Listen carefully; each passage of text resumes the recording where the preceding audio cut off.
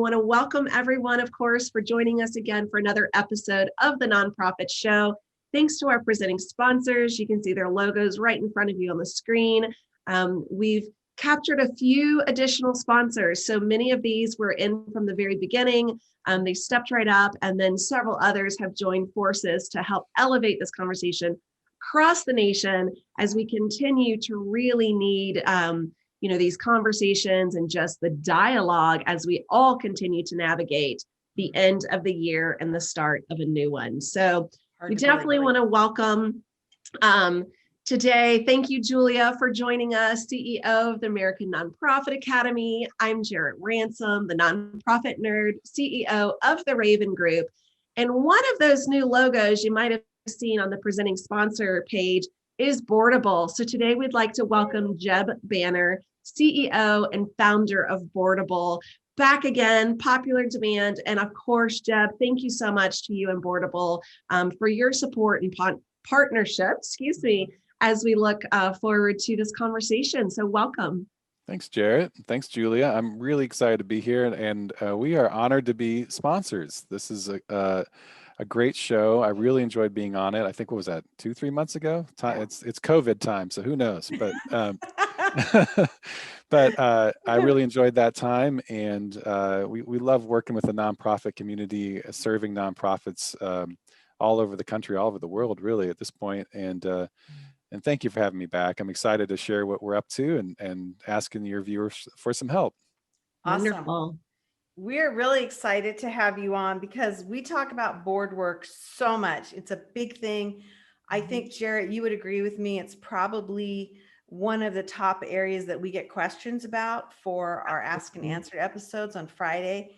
It's mysterious, it's frustrating, it's exciting, and we don't know enough about board work on the whole. And so Boardable's done something really interesting. Now you're doing this for the third consecutive year. You're doing a board engagement survey. And so we wanted to get you on, Jeb, to talk about this and why it's so important for us to understand what other boards are doing, what we're doing. When I looked through last year's results, all I could think of was the number of organizations that took the survey and that were probably led to thinking, maybe we should be doing that, And so I'm fascinated about this. We're going to get this information back to everyone again at the end so that you can participate. But let's talk about just the overall concept of what strong board engagement looks like to you. Yeah, this is something that I personally struggled with quite a bit as a board chair with the couple nonprofits that I helped co-found. And, not being a very experienced board chair, it was something that I just found myself hitting my head against the walls. How do I get people prepared for board? How do they actually read the material? How do I make sure that we have a great conversation? How can I keep them off their phones so that they're present during the conversation? I mean, I think everybody that runs a board knows the pain of fighting text and email and social media. So getting them prepared, really participating during a board meeting, and then I think really critically that participation is they're bringing new ideas, they're bringing solutions, they're helping solve problems for that nonprofit and further the goals of the organization. And then the other side of this, which is so often missed, is the accountability piece of, okay, you raised your hand and said you're going to call Bob to get that donation. Are you doing that? Did you do that? So few boards have that follow through in place. And part of that we're trying to solve through the product, with Boardable, but you can't solve everything through product. You also have to solve it through culture and best practices and great leadership. So we wanted to go out and find out from our customers and from the nonprofit world in general, what's working for you? How are you getting your boards engaged? How can we help educate other boards on best practices? And what are the benchmarks out there so people know, like, how healthy am I doing how well am I doing with my board? How healthy is the board? Right. I think that's the thing, because you don't really know. And pardon me. So you only know what you know. And, you can hear about people that have been on good boards and bad boards. Well, what does that really mean? And then it seems to me that if you could understand what other boards are doing across this country, that it wouldn't take you years to figure out what are best practices and what are not. I mean, Yeah. you could kind of you would just think Shortcut. the efficiency of our boards. I was fascinated. So this is from last year's survey, and you asked the question, like, how do you feel your board members are generally engaged? The overwhelming response is like, me, they're not very, they feel like they're not. Right. And it is so shocking. So when you see this, you can see like a lot of people are saying not so much. Yeah.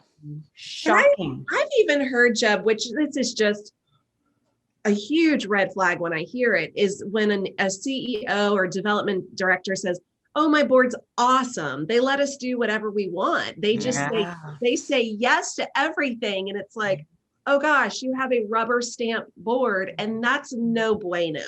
No. I mean, that's even, that's almost more alarming than not having any board. You practically don't have a board. Too often, I think, especially with boards with really strong founders, the board is handpicked by that founder. And so there's a lot of, kind of politics behind the scenes, a lot of a loyalty to that founder to empower them. And in many ways, that's helpful. You want to empower the leader of the organization, but accountability is job one of the board, and making sure that there is a plan, that there's a budget, I serve on the United Way board of Central Indiana on the executive committee, and we see these boards that fall into dysfunction, where they have that charismatic founder who's really surrounded themselves with yes people that are not pushing them to hold them accountable to really run a fiscally stable nonprofit, and they get in trouble. And then they come to organizations like United Way and foundations and ask for bailouts, and that's tricky because you're saying, well, you got in this mess. How are you getting out of this mess? And so that's something that we really want to help nonprofits with, is to get ahead of that. And we think a more engaged board is part of the solution. Yeah, I love it. Now you're moving into the third survey. That's right. And you're entrenched in this amazing portal that administrates board functions and measurements, all these things that you've got going on. What is it that on some of the previous surveys that you learned or that you were shocked by, or just your overall insights? Because I would imagine you're using some of this data to help you determine how to grow your software and your overall business. Yeah, there's good news here. So I want to share some good news. So we had over 600 responses last year to the survey. I think we're looking to hit more like 1,000 this year, and that was from leaders, nonprofit leaders, volunteers, board members. About half of them were under $500,000 in budget, to give you an idea of the size. And the rest of them were in the tiered going up. Some of the good news is that people are actually prepared for meetings more than we thought they'd be. At least they say they're. So we asked the question in terms of how well prepared are your fellow board members for meetings. 80% felt like they were provided with documents in time, and they were prepared for meetings. And 60% of nonprofits are actually providing those pre-read documents a week in advance, which is, we feel like, is a best practice. Okay. We know it's hard because sometimes you're working on things at the last minute. And that most of the boards were having good participation as well. So generally boards are meeting quorum, which is important to make decisions, and they have pretty good attendance. So there's good news here, along with the fact that the meetings themselves are not always as dynamic, and the engagement during the meeting, the conversation is not that great. And one of the tips that one of our consultants, Kim Donahue, has around this is put all the interesting stuff at the beginning of the meeting, not at the end of the meeting. Because if you put it at the end, they're kind of tuned out, they're exhausted, they're ready to get out of there. And now you're giving them the stuff to really chew and kind of bite into. Put that at the beginning. So that's one of the things we see, is that we think that if you can redesign your agenda a little bit to really get them going into something of a conversation, instead of being just inundated with reporting, which is the way most agendas run, and put as much of that reporting into the pre-read, we think you'll end up with a better board meeting. That's great. And I also love the fact, because I know all three of us and many of you watching probably have attended your fair share of board meetings. And one thing that drives Julia and I crazy is when it doesn't start on time, And so what a great way to capture that accountability and the attendance by being there early. I was a soccer player, and it was, if you're not early, you're late, right? Yeah. And so I've really had that ingrained in me as an athlete, but to show up at the board table late and you miss the good pieces, or you're still waiting on that quorum. I really like what you shared and what came up of the survey, because too often I think what I see in my professional life here is it's the same agenda all the time, and it's rinse and repeat, and the board really starts to just learned behavior, understand the culture of that environment. So some of these best practices, I'm sure, will really shake up some board meetings. We hope so. We think good board meeting design is really as critical as designing your fundraiser. You think a lot about that fundraiser and the intentionality you have in terms of how they walk into the room, and that the events of the day and how you're getting them to write a check at the end. We want you to bring that same intentionality into the board meeting too. Okay, mind blown. I have never heard anyone say that. Yeah, that comparison. And that is such a good comment, because you're right. If you just, waltz into the meeting or come online, later, whatever, and you're just expecting the same old, you've got your email going on, you've got, you're texting, you're not present. And you're right. I like that idea. Really being intentional about what the journey is for that board member. Amazing. Now throw in the year 2020 and COVID. What have you seen, or what are you kind of thinking that's going to happen from there? Because that interpersonal piece has changed. Yeah, it's interesting. So we have data, which is, because we have, over 1,000 nonprofits using Boardable. We have some really interesting data here that we can kind of abstract and share. Board meetings meetings in general at nonprofits after March increased by 50%. So the meeting cadence increased. We saw usage increase that much as well. So people were really spending more time looking at documents. Board members, what we saw was boards generally leaned in during this time. And I'll say that from my experience serving on boards, is that it was a time of really being engaged. There was a lot of decision making. It was happening very quickly. There's a lot of calls and meetings. So overall, the pace has picked up, and the board members seem to be picking up with that. They're responding well based on our data. So the board meeting participation has also increased. What we don't think has increased is necessarily in other words, attendance hasn't increased, but the engagement during the meeting is not necessarily, because it's gone all virtual. Okay. So I'm sure you've all been in board meetings where everybody's got their cameras off, and I'll be honest, I've done this too, and I'm on my phone, because I'm tuned out, I'm tuned out. Right. So I'm guilty of this, right? So I'm trying to get better. But a 2-hour meeting, it's hard to be there when you're not there. And I think that virtual piece has made it really challenging for people to stay as engaged, to be as participatory. It's hard to know when to speak up. You got 15, 20 people on a call. How do you jump in? You can't read the room the same way. On the other hand, it's democratized things a little bit, because you now don't have a seating around the room where you have the kids in the front and the kids in the back, if you will, or who's sitting by the executive director.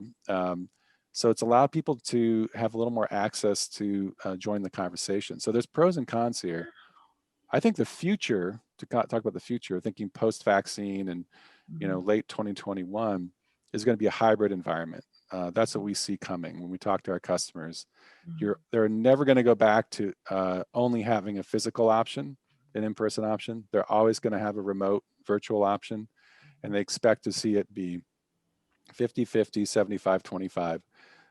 And so we're really, with our product, leaning into that and trying to build a solution that accommodates a hybrid future. I love that. Great. I love the data, the statistics of that. We've talked for so many other episodes to say data is sexy, and it can be sexy. And to know that these are true, statistics of Boardable users. Fascinating to know, what's happened. I've received several calls since March of course, right? Like, my board is not responding. They're dealing to their own fires at their office, or they've lost their job, or, they themselves are sick. Like, there's been a lot of outside influences, of course, this year, the pandemic being just one of those. And then so many board members, and I'd love to know if your survey talks about this or what your professional thought is on this, Jeb, is, nonprofits some of them stopped recruiting new board members because of the pandemic. And others were like, no, this is a great time to engage. So what do you say when it comes to, recruiting new board members? We're hearing some interesting things. So we talk to our customers a lot, and we're hearing that they're starting to recruit much more in terms of beyond the geography that they're in. So like so think about your typical board member that goes down south in the winter, that's maybe a little older, a little bit wealthier, and it's been hard to get them on the board because they couldn't attend in person and you didn't have a remote option. Those people are now becoming more accessible to nonprofits. So that's a benefit to the nonprofit, getting that person's experience and their checkbook, frankly, in the organization is helpful. Obviously, the entire fundraising and recruiting world has been turned upside down. It's a completely different dynamic. So recruiting is now being done, as we are right now, remotely like this. It's being done through a lot of referrals and recommendations. The boards that I'm serving on are still recruiting. Serving a board that just added 2 new board members last week, but it's all being done virtually. And I think that, this is the cool thing about it, is now you're learning that you can serve a board across the country that you care about what they're doing without having to fly to the meetings. And I think that's the big sea change happening with nonprofits as well as with businesses too. We're doing that we're hiring people all over the country. We hired someone in Toronto recently. So. Wonderful. Wow. So, as you look at this and you're seeing what's going on, where do you think boards fall short? I mean, I think it would be easy to say, oh, well, it's because they're not using Boardable and they all need to be using a board portal. And, but like just in general, because I found that going through last year's survey, which I've got to believe this year's survey is going to be different just because of the pandemic influence.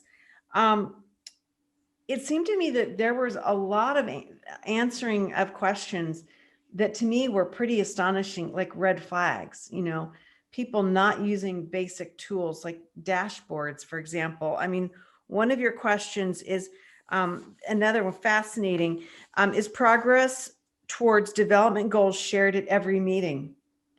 There are a lot of people that said no. And so I'm wondering, like, what could we point to, whether we're using Boardable or not, just that we need to understand where we're falling short? Yeah, I think the accountability piece, it goes 2 ways. The board needs to hold the leadership accountable for giving them the visibility into the organization they need to help give them the governance that they're legally required to do as board members. That means that there needs to be tools and data surfaced, through dashboards and other reporting.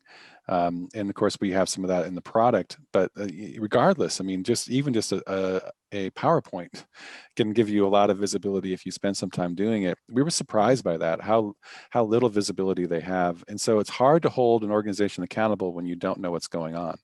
And we think that's a really big gap. Another big gap is communication between meetings. There's not a lot of that happening. What we're finding, very few. I think it was basically 64% have no communication or no tracking between meetings, and 81% don't even have no dashboard or way to see goals and KPIs. 81%. Yeah, that was shocking. That's a lot. That was shocking.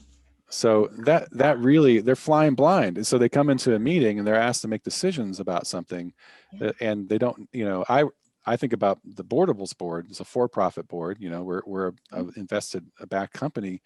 I could never do that. They would, they'd send me out. So, like I have to be able to sit there and say, here are the numbers, here's why we're doing things, and here's how we're going to invest. But nonprofits, it's a really interesting. I think people just don't take the role of being on the board as seriously as they should. Right. I think that's to do with onboarding. When they're brought on the board, Yeah. the expectation is not set up to say, hey, you're on the hook here. Completely agree. Yeah. Yes, I completely agree. And I then think you're right. you're brought into this culture that it's okay. And so it just continues, right? Right. And so it's that whole thing of, I always like to use this analogy. If you let your dog jump on someone, it doesn't matter who it is, your dog's going to jump. That's the behavior that is, deemed appropriate. And so it's the same thing with any of this, that if you bring on a new board member and you allow them to miss meetings, you allow them to be, absent even when they're present, you allow them to rubber stamp and not ask questions, you are rewarding the same behavior. And so you're not able to change, that culture.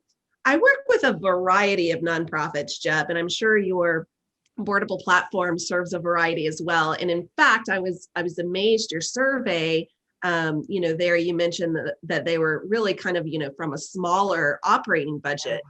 Talk to me about board engagement and Boardable and just kind of everything at these different levels of an organization. I subscribe to the mentality, of the nonprofit life cycle. And so you might have a board in the very beginning, early stages, and those are those founders, friends, family members, Right. fraternity brothers, those kind of things. But then you evolve and your board evolves and that demographic evolves. So how does that engagement and what you expect from your board, how does that continue to take shape?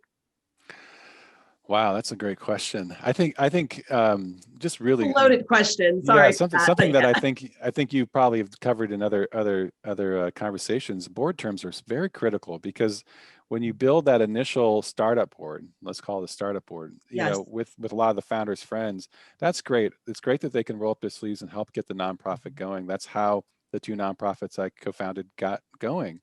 Nobody from that founding board is still on the board. We've all rotated off. And Wow. that's important. And I think that if you don't do that, if you don't build that into the organization early on so that you're bringing in new people and those new people are more diverse in terms of not just their the equity inclusion, but also in terms of they're not part of your network necessarily, they're not part of your friend group. That's how you start to get a better board culture. So I think intentionally designing your board culture early on with limitations around board terms and making sure that you're really not getting too chummy in terms of your decision making. Right. I think it really pays off long term. There's so much you can do along the way. I don't know if I can answer the question fully in a few minutes, but it's a real quandary for a lot of nonprofits because that founder is so charismatic, and they find that people are attracted to that founder, and then it's very hard to get them to think objectively. Yeah. And it causes problems and disturbance. I mean, it's not easy. It's not easy to look across the table or across the screen to somebody you feel like you have a personal relationship with, and then maybe to offer a contrarian view or to call them out on something. It's really hard. And I think that, they're not getting paid for it. They've got a million other things, especially now during a pandemic. It's easier just to let things slide or roll. And and then it just kind of compounds. So we have an interesting question that's just come in, Jeb, and I'm going to throw this at you. Anonymous is asking, how do you get board members using Boardable who are otherwise anti-technology? Yeah, I think that if anything, we've seen this pandemic really force the hand of a lot of those board members to adopt technology. Because if they're going to be in a meeting, it's going to be through Zoom, or it's going to be we have video conferencing in Boardable or other Teams, Microsoft Teams. So I think there's been a forcing function that's happened with the pandemic to accelerate adoption of technology with those tech-resistant board members. That being said, our approach is to have a no excuses attitude towards getting people into Boardable. And what I mean by that is that we want to make it super easy to get in while completely secure, which is challenging to do. All they need to have is an email account. If they have an email account, they can get into Boardable. They don't even need to know their password. They just push a button and it sends them a link and it sends them right into Boardable. So we Simple. do everything we can to get them there, and then we put everything into their inbox too. So we bring everything to them. So the meeting information, the discussions comes to their inbox. I think there is persistence on the part of the board administrator, board liaison, to get people to use any board portal. There's no doubt about that. But there's also a point where you sit down and say, look, do you want to be on this board? And that's a hard conversation, but this is how we run a board. This is how we do it. And this is why it matters. And the way I've described it to people is joining a board without a board portal is like joining a movie in the middle and not knowing the plot or the characters. Because you don't have any context. Yeah. I've been asked by so many board members, even though we have, a board portal, oh, can you send me this document? It's on the portal, right? Yeah. And so again, it goes back to that learned behavior. And so for the longest time, especially when we implemented this, it was, let me show you how to find it. Let me teach you how to fish, essentially. Yeah. So it really is just going back to, don't forget, this is how you use it. This is how you access it. This is where it's stored. Because if you do keep pulling a document and enabling these board members that are anti-technology, they will continue to push back. Yeah, that's been my experience, at least. No, I agree. I think, Jeb, several months ago, we had a question on the Ask and Answered episode that we forwarded to you. And the question was, and I don't know if they were using Boardable or another product, but the question was, how long should somebody expect for the board to become fully engaged in using the board portal? And if I'm not mistaken, and correct me if I'm wrong, I think you said 2 to 3 meetings. And so not just months or weeks or whatever, but you made the comment, put it into the context of what your meeting cycle is, because you really need to have them, functioning along using that software. Is that correct? Yeah, and I think we've seen it take up to a year for people to really click and adopt, and we've seen it happen in the first meeting. But I generally see that it takes a few meetings for the board to really adopt it, and it really requires some persistence on behalf of the administrator, because otherwise, you're right, they're going to fall back into their habits, and their habits are email me something. And you're like, well, that's not what I'm doing anymore. I'm trying to free myself up to do other things at the organization. And right now with COVID, a lot of people are running pretty lean, and we're trying to come along and say, hey, we recognize that you may be downsizing your staff, and we want to make sure that you have the tools to run more efficiently, so that you're not spending your day in your inbox. Right. Wow. Well, our time is drawing to a close, which is like hard to believe, because I could talk to you all day long. And some folks on your staff, when we were talking about getting this ready to go, they told me, beware, you're going to be jebbed. That was it. Like, they turned it into a verb. I love it. That. You've arrived when you've been turned into a verb. That's a good thing, my friend. So, hey, the Boardable 3rd Annual Nonprofit Board Engagement Survey is open to anyone, correct? It's not like this is only open to Boardable clients. No, yeah, we want this is for the nonprofit community. We're built to serve the nonprofit community. This is our background, and we provide this as a resource. So it's free to fill out, and then you get the report, and you can win an iPad too. So that's even better. You gotta love that. How long is the survey open?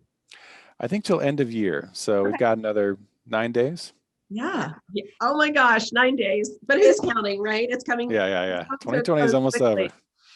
Well, so this is great. The Bitly NFP board survey. Right. And we'll put this link. I think it might already be on the American Nonprofit Academy website. We'll go ahead and repost this on the show notes today on LinkedIn and some of our other social media platforms. But I'm really behind this, Jeb, because I think the more that we know what other folks are doing across this country, it will only help us to be better leaders. And we need this now more than ever in our sector. We must know what our best practices, what we can grow towards.